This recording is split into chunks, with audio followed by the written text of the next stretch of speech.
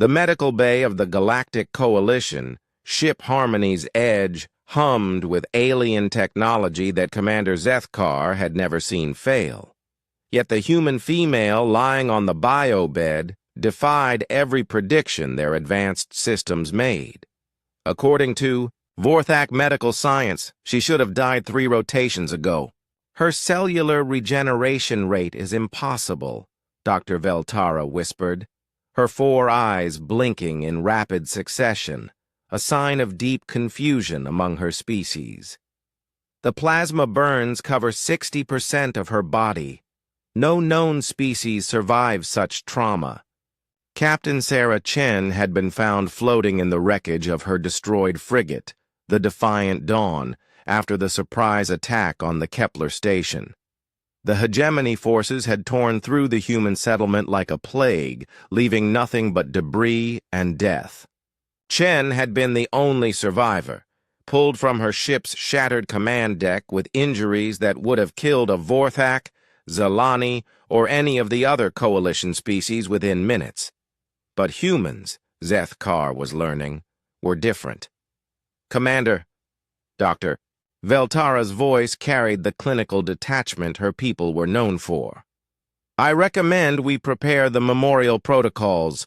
Her brain activity is erratic, and even if she survives, the psychological trauma will render her combat ineffective.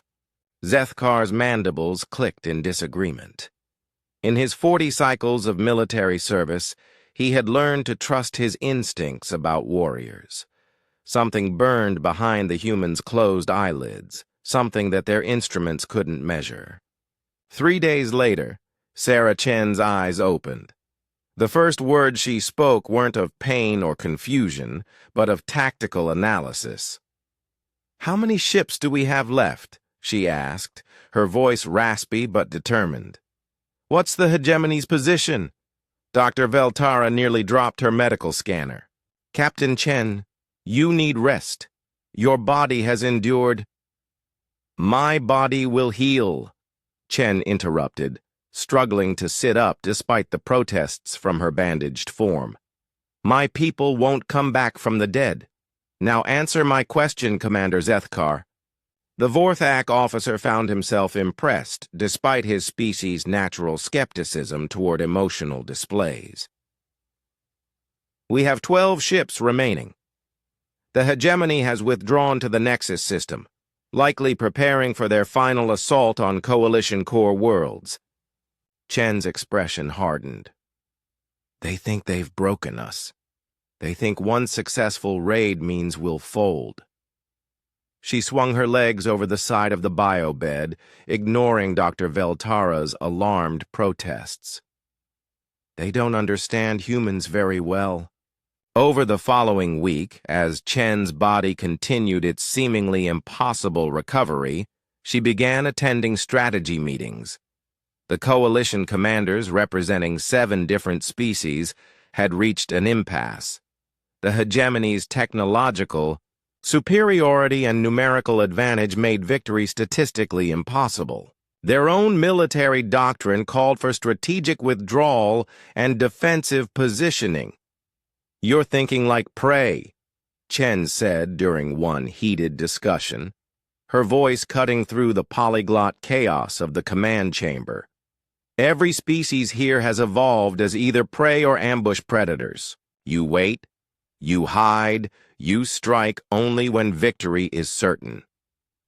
Admiral Korthan, the Coalition's supreme commander, bristled. His people, the Karathi, were apex predators on their homeworld. "Human, your species has been part of this alliance for less than a decade. Do not presume to lecture us on warfare." Chen stood, her movements still stiff from her injuries, but radiating a confidence that made the room fall silent. "My species spent 10,000 years perfecting the art of killing each other before we ever left our planet.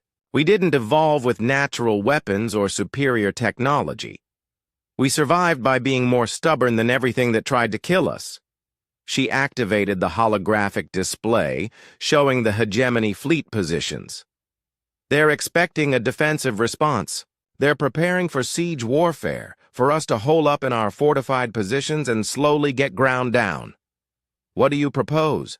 Zethkar asked, genuinely curious. Chen smiled, and several species in the room involuntarily stepped back.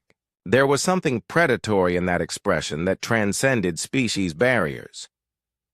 We do what humans do best. We attack. The plan she outlined was considered suicidal by every military computer and tactical AI in the coalition. A direct assault on the hegemony's staging ground, using their entire remaining fleet in a coordinated strike that would either result in total victory or complete annihilation. The probability of success is less than 3%, Admiral Kor then stated flatly. Then we'll have to be in that 3%, Chen replied, because the alternative is watching them systematically destroy every world we've sworn to protect. When the vote was called, it was Chen's quiet words that swayed the decision. Every species here joined the coalition because they believed in something greater than survival. Now we proved that belief was worth dying for. The battle at Nexus Prime lasted 18 hours. Chen, still recovering from injuries that should have killed her, commanded the coalition fleet from the bridge of the Harmony's edge.